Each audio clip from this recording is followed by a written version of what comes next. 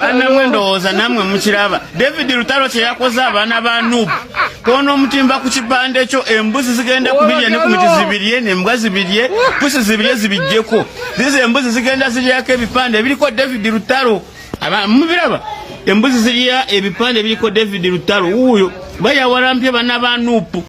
Atawo tutuuse bannange babaana obusungu bungi byansuso nenga lwaki oba oteeka obukyayi ku munno weebutyo bannange n'ensi ng'etwemalizaamu bwereere oli ku Suvi News bannange mitawana myerere waliwo n'abaana bo tebaagala mirembe kuno Badi Braka kyakoze bannakyeyombekedde bannange obusungu bo buli mu kika kya waggulu akatambi nkayina maaso wate ye Sheikh Umaru munnange y'obulamu bwe kye yeegomba mu nsi muno kwe kulaba entaana ya Hon Ssengirinya Muhammad bannange abantu obusungu nga bungi nnyo nnyo Jacob omutuuze muyina maaso wate z'ensonga za David Lutalo tezinnaba kugwa Alien Skin ne Bobi Wine nabo tebalubuzeemu mugamba mutya mwasiibye mutya kansuubire muri bulungi ng'enkola yaffe mbasaba vidiyo eno mugimpere like era n'ensaba gwe wenna atanaba ku subscribinga wano ku subscribinga era ongene mu notification bell olemesubwanga byonna byemba nteekayo yuno omusajja kagwensonyi ayagala kulopa mukyala we munnange oluvannyuma lw'ogenda e Saudi ate n'amumma obuyambi bwentyo nkutandise ne Badi Braka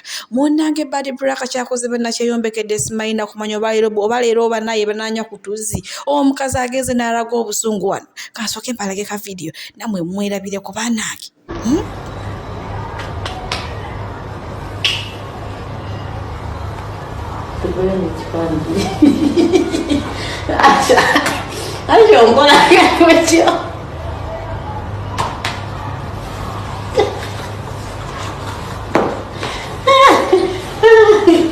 Oh my God, honey.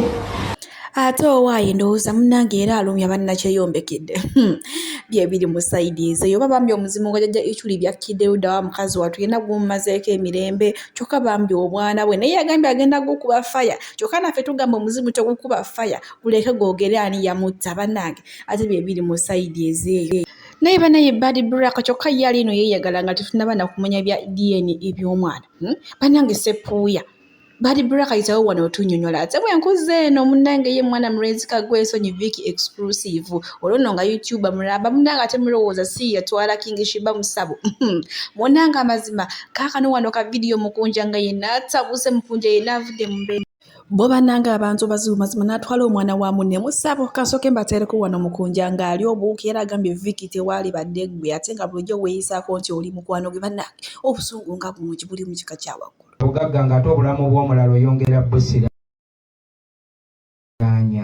Vika twagaza ki tumusonyiye muganda wange Viki exclusive nsaba okwetondera n'okusonyiwa naye Viki mu lutalo lw'okunoonya ssente mu nsi leka kukola ssente nga ggwe kubanga nakugamba bw'ogenda ew'akaloddo n'oggyayo ssente n'ozireeta n'oŋŋamba mukunja kwata emitwalo 5 nze nakugamba ekintu kimu saagala ssente kumpa mitwalo 5 nga Shiba tawonye waakiri baleme kumpa yadde 10 Shiba awone so nze nkwetondedde 5 wange Viki exclusive naye obulamu bukyagenda mu maaso bw'obanga oyamba abantu Viki ng'olina ekintu ky'okola leka obwa buloka bulungi naye leka obwa buloka obuteeke mu bulamu kiringa oli wanaŋŋamba ndeetera ensigo za Shafiga nkuwe $5,000,000 yes bajja kumpa $5,000,000 nze ensigo zoono nzitunde naye ddala ssente ezo zembandidde za bulamu za buwangaazi okategedde ezo ye ssente zigenda obonyaabonya abaana betuzadde nenga lwaki n'olw'ensonga eyo Viki exclusive tukusaba otusonyiwe nnyo taata naye tusaba Ajati Kaloddo kyonna kye mwakola omwana oyo okugwa eddalu ng'ate yakava ku musawo nga yakava ew'omulombi wa dduwa Kayingo pasita Ajati omukubi w'ebitabo tusaba mumwetoowaze bambi ebintu ebyo mubireke tebyali tebyetaagisa Mukama Katonda sirinayo kirala buli muntu tumwetondedde buli gwe twasobya ne mwannyinaffe n'avumase tusonyiwe bonna bwe twakusobya tereza ebyuma byo yes maama omulungi laavumase tukwetondedde wonna bwe twakusobya tetulidda mu kusobya feka tukuba embaga za Byate ebyamukunja ataseera ne King Shiba nga tubitadde ku bbali bwentyo nkuvuza ebitereevu paka wa mwana muwala Spice Dana Namukwaya ono n'avuddeyo munaye nga yeekubira enduulu era nga anoonya mwana mulenzi Jjuuko Shabani ono n'omunange kino kiddiridde okugenda agatta ebifaananyi bibiri ekya Jjuuko kw'otadde n'ekya mwana muwala Spice Dana munaye n'alyoka afeera abantu era munange Spice Dana atutegeeza nti gwe wennamulabako bambi akusabye genda ku poliisi ekumpi munange okole ki ate osobola okuba ng'omuyambako naye nga avudde mu mbeera olwo mwana mulenzi ne bannange abantu lwaki mufeerera mu mannya ga bannammwe bannange amulabyeko mukwano dduka butereevu paka ku poliisi ate bwe nkuzaako eno ewa Nagudi munange olunaku lwaleero gabadde mazaalibwa ge bannange bamuyiiridde amazzi naye nga maama enkaaba gy'akaabamu yo ng'olemwa oba kubadde kukaaba wali badde essanyu bannange mitawana myerere naye nga bambi wano ffe ku Soviet News Extra tumwagaliza birungi tumwagaliza bisinga Nagudi mukyala Ronald Muhammad omu bw'ati eyasiba akaviiri ng'akaabakyala saba munaye no bbaawe ayambalira ddala kawiivu ng'akaabakyala bannange ate awo tutuuse mu sayidi ezeeyo naye nga munaye wano ffe ku Soviet News Extra tumwagaliza birungi tumwagaliza bisinga munaye myaka na buwangaazi abeerewo kuba munange ono nojjukira akola omulimu gw'amaanyi nnyo mu nsi ze y'Omuwarabu singa wabeera waliwo ebitateredde yatuyambako ate munaye ku Bawarabu ng'abanyonyola ate bwe nkuzaako eno bannange ennaku zino abantu temukyatira ddala principal bannange principal ennaku zino nga mumuvuma si ku TikTok si ludda ate kati mumuvuma byalaali bannange abaana mwagala kola ki principal bannange mukimanyi muyina egguma ennaku zino mwasiiwuusa empisa ate Ronald Mayinja munnange tavuddeyo n'agamba nti ye Bobi Wine naye tamwetonderangako mbu ye yali yeetondera bafaanizi omuto wange aliyeniskin gyayogedde nti kyansi Bobi Wine gyabadde amuwaagi we Bamayinja naye kyenjagala okugamba nti nze seetonderangako ku Bobi Wine wadde abawagizi be nze neetondera ku bawagizi abange abaali banyiiga nga bagamba nti Mayinja tokyatuwa nnyimba Mayinja oli mu byabufuzi so tuwe music abo beneetola ne mbagamba nti kale munsonyi okuba sikyabawa nnyimba munsonyi okuba nalinze nnyo mu byobufuzi naye tujja kukomawo tutandikire twakoma abo beneetondera n'olwekyo ekisonyiwo kya Bobi Wine sikyetaaga kubeera sikisabangako ako kembadde njagala oba omulabye muto wange okategeera atereezeemu sina kisonyiwo kya Bobi Wine kyeneetaaga sikimusabangako ekyayinza okukiwaaba ekibiina kye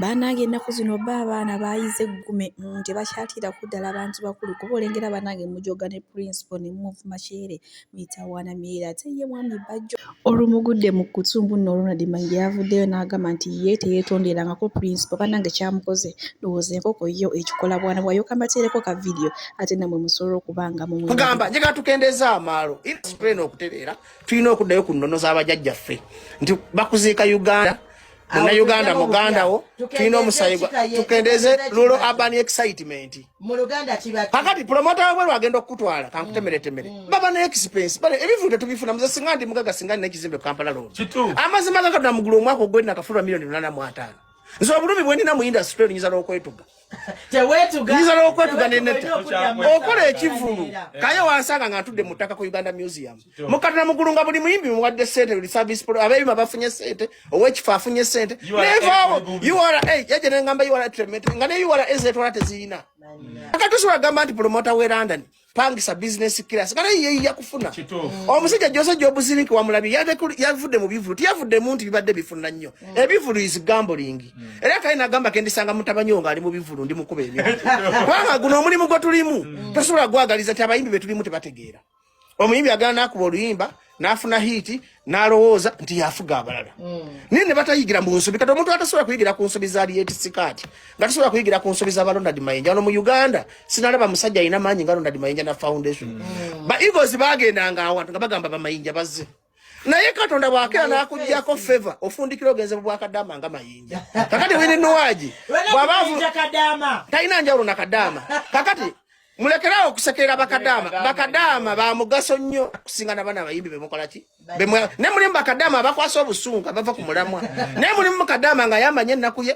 ng'asapootinga eggwanga alina bannayuganda bayamba kati yo kadama wa mugaso nnyo okusinga abayimbi b'Uganda bonna era njagala byati ebyo nga tubyerekereza Maasa wonnattamala emirundi Julia naye nga sinaba kumukuwa ate kansooke nkuwa Sheikh Umar bannange ennaku zino bwe muba munyizanga abantu mubanyize nga kitono ye agambye Saala gy'asabirira ku Muhammad Ssengirinya kumusooka mu ttaka kulaba ntaana yalabe famire ye nga bakaaba balaajana bannange abantu nga banyiivu kambateereko ka vidiyo nako musobole okwerabirako.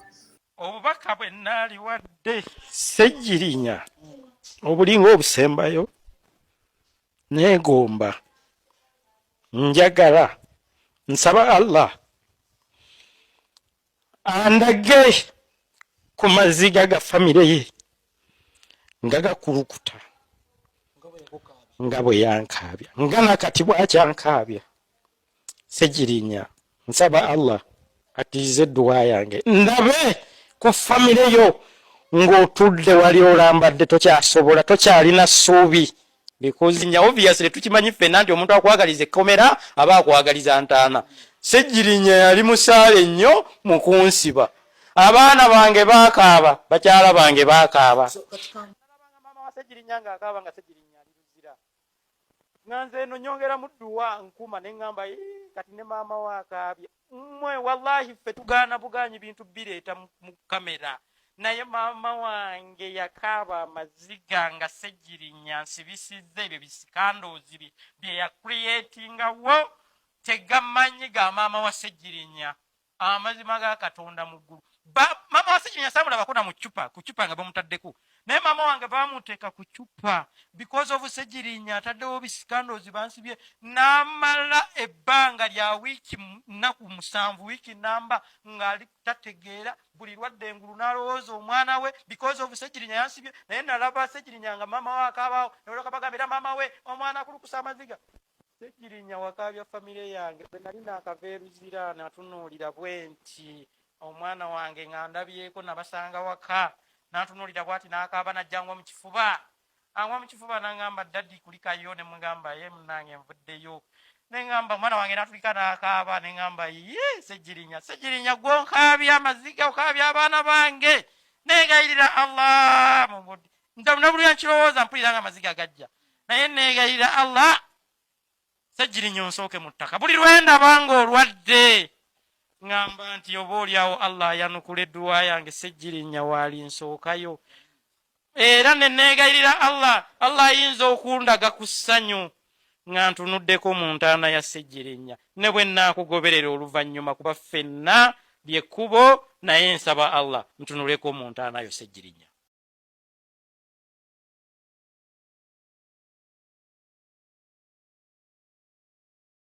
Baanange abantu bate mubagende kitono ate ebyewuunyisa byo tebiggwa mu nsi era nga ye musajja mukulu munnaye Katongole ono n'avuddeyo n'agamba nti avunaana mukyala we omusango gw'okugenda e Saudi munnaye mu ntandikwa yali amuweereza obuyambi naye munange omukyala yagenda yeekyusa mpolampola n'abaana takyamuwa obuyambi era munange avuddeyo n'akubira gavumenti ye Uganda omulanga nti munange muyambeko ate bayingire mu nsonga za mukyala we atandika ate amuwa obuyambi. Bannange kyo kituufu munange abasajja twabavaako beekolera bye baagala kuba omusajja omulamba ate ye mukyala Dailyugi munange alina kyatugamba wano so we yatandise n'okuyiga olulimi Oluganda amanyi n'okugamba nti gyendi oli otya bannange kasoke mbateereko ka vidiyo kano ate nawe tusobole okuba nga tweyongerako naye nga bba abasajja bannange oli otya Jendi.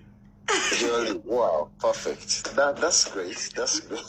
I'm trying. Yeah. Even in the comments too, I could pick out words here and there, and I'm like, okay, this says. Yeah. I'm trying not to use the whole translating thing, but I'm catching on little by little. That's great. That's great.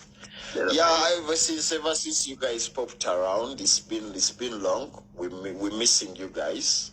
I guess you're so busy. And stuff. You know how it is. Like you were saying earlier in your life, you were telling people, we're hustling, we're hustling, we're struggling, we're trying to reach goals. I know. It's just how it is. And so. in Uganda, if you don't hustle and stuff, then it's bad for you. You have to be on the road 24/7. You have to be there. Yeah. You have to fight the battles every day. You know, the more you sit, is the more you suffer, you guys. Yeah. Yeah, but you're right. I thank God the two of you have kept on together amid whatever stuff people say. You bonded, you're strong. That's great of you, yeah. I really want to thank you for being loyal to the main man, and thank you for always keeping up with him, advising him. You know, we all need advisors. The main reason to why most of us fell from the cliffs was one, we didn't have advisors. But thank you for always being there for him. You know, internet is funny. Today you people's favorites, tomorrow you not, yeah. But thank you for always being there for him and stuff. Akazungu kanjo mpulira. Yeah? Yes. Yeah. You know when I'm in the US. Nenga alien skin will win the war. Principle will win the battle. Achitegedde kubirako mukama engali z'amaanyi. Alien skin will win the battle. Bob Wine will win the war. So alien skin alabika naye ayagala kukola kibiina ki. Omanyi Bob Wine naye bw'atyo bwe yajja. Bob Wine bw'atyo bwe yajja.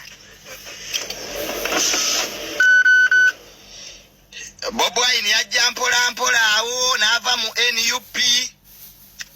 N'ava mu People Power n'afuuka NUP, which is an institution. Ne alien skin ayagala kufuuka institution. Kubanga namulabye Franco Forest ayagala efuuke company, efuuke command center. So Bob Wine ali worried. Abantu bonna abatagala NUP bayinza okusibira mu Franco Forest. Nosooka owulire tabbu. Ate Bob Wine yajoga dde abayimbi. Waliwo abayimbi abataji basanyufu na Bob Wine. Kati bayinza okukozesa alien skin okulwanisa NUP. Ate nga amaanyi ga principle ku TikTok matono compared ku app. Abaana kati bavuma principle kyere. Bob Wine tebakyamuwa kitiibwa. Nze nina omwana gwe nalabyawo ku TikTok ng'awemula Bob Wine. So jagenda okwesanga nga abavubuka abali mu Franco Forest olwaleero bali mu NUP ne bavaayo nga si bamativu. So kyamazima ddala alien skin w'amaanyi. Nze mbadde sirabangako muyimbi akuba NUP nga alien skin kyabakola. Ekyamazima ddala alien skin akuba NUP agimalawo. Bw'aba yatuuse ku level egamba principle nze bi second chance byose byagala. Alien skin yagambye Bob Wine ebyo ebya chance genda obiwe balinze tobimpa. Ekyakubiri alien skin talina kyakufiirwa. Yagamba mu December agenda wummula. Tosobola kulwana lutalo na muntu atalina kyafiirwa. Alien skin talina kyafiirwa ne wali yali tasuubirawo.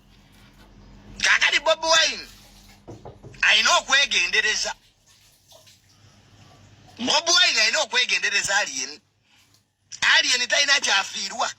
N'erinnya ly'alina essaawa zino teyalikolerera. Katonda yalimuwa. So Franco Forest eyinza okufuukira NUP ekizibu. Bonna bayaaye.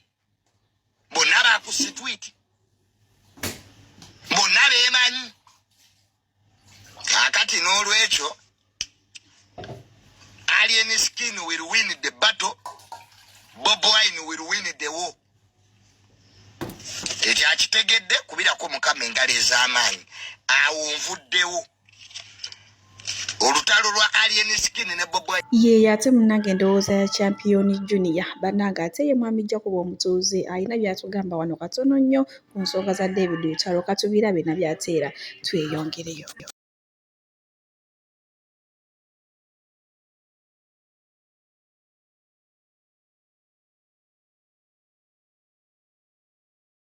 Mu bulamu bw'ensi mulimu abantu abamu nga bo tebasobola kutegeera. Nze kyensaba David Lutalo kiri kimu kyokka. Bw'aba ng'akoze kino ng'akikoze nga kiva kubanga mulimu omuntu akutuma okukola ekintu naddala nga kirina effect. Mulimu omwoyo ogukuwagiriza ogamba okwate n'okukola vidiyo ey'essuubi nga vidiyo erina omuntu gy'alina okugenda agiwulira agiteke mu nkola. Nze ddanga nali manyi ngoberera nnyo bakazi bokka naye nasanga omusajja eyakaaba nga ntunuliddeko waati siri muyimbi just ndi mia presenta akozesa eddoboozi lye ku radio naye omusajja nankwata waati ng'okukwata oba celebrity n'atandika okukaaba nga musajja nanga musajja waliwo we natuuka ekisanga ngenda kwetta naye you changed my life okitegeera. So bwabanga ebigambo byayogedde yabyogedde na mutima nga waliwo ekintu kyamwambadde n'ayogera ebintu ebitali mu kuvvoola muntu yenna abiyimirirangako taswalanganga era teyejjusa nga waki abyogedde. Ebigambo bya David byayogedde yebyogedde birungi nnyo just mu mulembe omufu mu time enfu naye Katonda yamu blessings n'abyogera. Waliwo ensonga ki Katonda yamuleetedde byogera embalala we wava abantu abatuufu abali mu kunyigiriza Uganda ate nga n'ebigambo ebyo tebiri about opposition biri about opposition ne gavumenti eriko kubanga Duncan kino omwana omukala mmoja okusoma n'atuuka okunoonya omulimu nga tagulaba nga option ekaka gy'alina kugenda mu nsi y'Abawarabu kiruma omwana omusogo okusoma nga option ekaka gy'alina kugenda mu nsi y'Abawarabu kufuuka kadaama oba oluusi kuweereza ku kizimbe okitegeera naye nga option eyandibaddewo gisangako ng'omwana agundi yagirimu kubanga yayamba Museveni omwana agundi okitegeera nga bibali ebyo. Uganda tunyigirizibwa nnyo niza nsaba Uganda kiri kimu kyokka essuubi lyaffe tuliteeke mu Katonda. Otunayiga okuteeka essuubi mu Katonda, Katonda agenda tuwa omukulembeze atugwana. David Lutalo amuvuma nze kisinga okunnuma kubavuma teri munyankole munaavuma David Lutalo teri mukiga avuma David Lutalo teri mutoolo abantu abalaba abatoolo bakiga banyankole bonna bava mu West ebitundutundu 8 boogera kibalulira ku mutima tebapretendinga era batakwagala agamba takwagala okitegeera alinganga abalugalo balaba kizibu nnyo okusanga omulugalo omubbi kankikuddemu kizibu nnyo okusanga omulugalo omubbi era osanga omulugalo omubbi ogenda omunoonyerezaako era ng'akulidde nnyo mu Buganda oba ng'alina omukazi Muganda oba ng'alina omukazi owa kabira